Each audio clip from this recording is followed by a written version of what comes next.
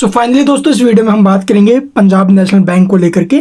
तो पीएनबी में आप लोगों ने देखा होगा भी आज 1% के आसपास हमें तेजी दिखाई दी। सुबह सुबह स्टॉक टूटा, लेकिन जैसे ही मार्केट में बैंक निफ्टी में रिकवरी आई, तेजी बनी, तो उस कंडीशन में ये स्टॉक भी रिकवर करते हुए नजर आया। इसके अलावा आप लोग देख कुछ एक जो सरकारी बैंक के शेयर है उनमें गिरावट देखने को मिल रही है, जैसे पंजाब एंड सिंध बैंक हो गया, यूको बैंक हो गया, या फिर आप लोग देख सेंट्रल बैंक ऑफ इंडिया देखोगे, क्योंकि क्यूआईपी को लेकर के जो अभी न्यूज़ें आ रही थी उसी के चलते वो जो स्टॉक है वो करेक्शन के मोड पर आए हुए हैं और काफ़ी बड़ा फॉल इन शेयरों में हुआ है भाई। तो इसी बीच आप लोग देखो कि पंजाब नेशनल बैंक की तरफ से बड़ी अपडेट जारी की गई है। कंपनी ने अपने Q4 के जो आंकड़े हैं वो पब्लिश किए हैं भाई। हालांकि पिछले 4-5 दिन में स्टॉक में काफ़ी अच्छी तेजी रही है, 3 से 3.5% स्टॉक पिछले 5 दिन में चला है, और एक महीने की बात करें तो बड़ी गिरावट के बाद स्टॉक में 11.5-12% के आसपास की रिकवरी लौटी है। ठीक है, तो अब यहां से आप लोग देखोगे क्या ये जो स्टॉक है एक बार फिर से 125-130 के आसपास के लेवल दिखा सकता है।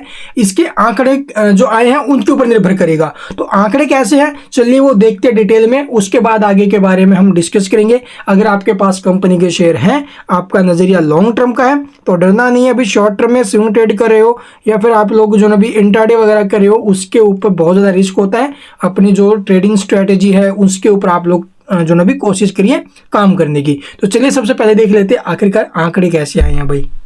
तो जैसा कि यहाँ पर आप लोग देखेंगे भी पंजाब नेशनल बैंक ने मार्केट बंद होने के बाद ये नोटिस पब्लिश किया है। अभी बीएसई की साइट या फिर एनएससी की साइट पर जाकर चेकआउट कर सकते हो, या फिर कंपनी की ऑफिशियल वेबसाइट के ऊपर भी आपको ये नोटिस मिल जाएगा। तो आज की डेट के मार्केट बंद होने के बाद कंपनी ने जारी किए हैं भाई। तो अपने बिजनेस परफॉर्मेंस जारी कर दिए अभी। ग्लोबल बिजनेस की अगर बात करें तो आप लोग देखोगे भी प्रीवियस ईयर के सेम क्वार्टर में इसका कैसा रहा है अभी ऑल फिगर करोड़ में ना। तो यहाँ पर देखोगे जो ग्लोबल बिजनेस है वो 23,53,038 करोड़ का रहा है। ठीक है, ये प्रीवियस के आंकड़े हैं भाई। इसके अलावा आप लोग देखोगे भी 31/12/2024 यानी कि प्रीवियस मंथ में, तो प्रीवियस क्वार्टर में कैसा था, ये तो हो गया प्रीवियस ईयर का सेम क्वार्टर यानी मार्च क्वार्टर प्रीवियस ईयर का, और ये हो गया प्रीवियस क्वार्टर जहां पर 26,991 करोड़ के हमें जो ना भी जबरदस्त जंप देखने को मिल रहा था। इसके क्या बोलते हैं भाई, ये जो होता है ना ये जो ग्लोबल बिजनेस है इसके अंदर। और वहीं आप लोग देखो करंट क्वार्टर की अगर बात करें तो 26,83,151 करोड़ के रहे हैं।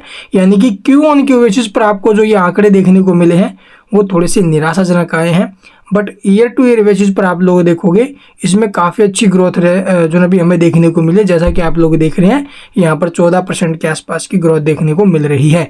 इसके अलावा आप लोग देखोगे भी इसका जो क्यू ऑन क्यू बेसिस पर इसके आंकड़े हैं वो कैसे हैं और ईयर टू ईयर बेसिस पर। इसके अलावा आप लोग देखेंगे डोमेस्टिक बिजनेस आप लोग देखोगे प्रीवियस ईयर के सेम क्वार्टर में।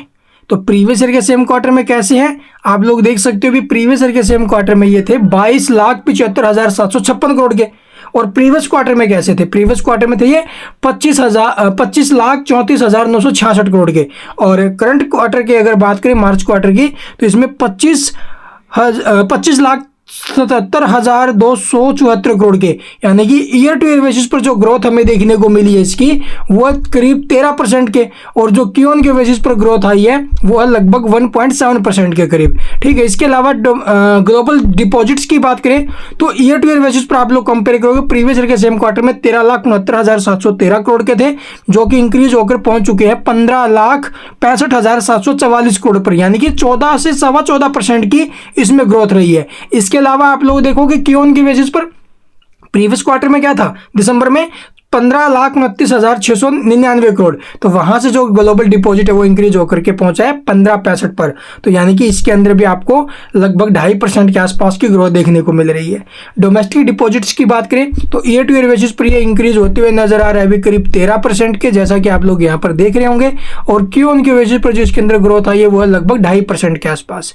इसके अलावा ग्लोबल एडवांस की बात करें तो global advance year two year basis पर इंक्रीज होकर पहुंचे हैं 13.5% इंक्रीज हुआ है भैया, जो कि 11,17,407 करोड़ पर पहुंचे हैं 9,83,325 करोड़ से। और ग्लोबल एडवांस क्यू ऑन की बेसिस पर 11,10,292 करोड़ से इंक्रीज होकर पहुंचे हैं लगभग 0.6% के आसपास की जंप आई है इसके अंदर क्यू ऑन की बेसिस पर।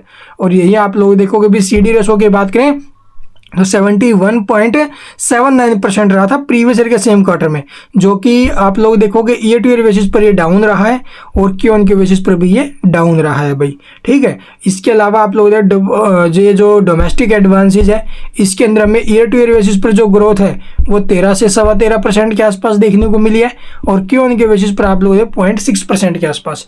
तो ये इसके आंकड़े रहे हैं। आंकड़े कुल मिलाकर के काफ़ी अच्छे आते हुए नजर आए हैं भाई, और इसका जो इम्पैक्ट है वो पॉजिटिव रहना चाहिए। हालांकि ये जो CD रेशियो है ना भाई ये थोड़ा सा निराशाजनक आया है, ठीक है, और बाकी सब कुछ ठीक आते हुए नजर आ रहा है भाई।